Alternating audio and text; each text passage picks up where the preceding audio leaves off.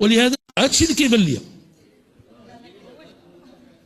واسمحوا لي، ولهذا هذا الشيء دابا حنا ساكتين، بقاو ساكتين.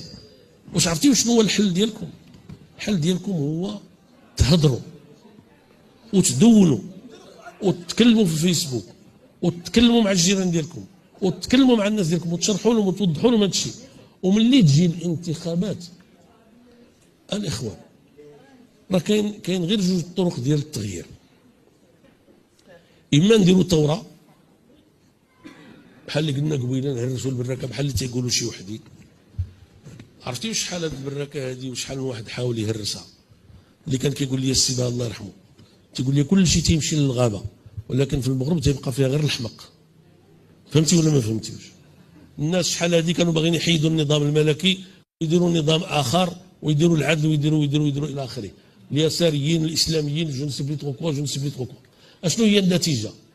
ان النظام الملكي الحمد لله بقى، وهذوك الناس مشاو للهامش ديال المجتمع.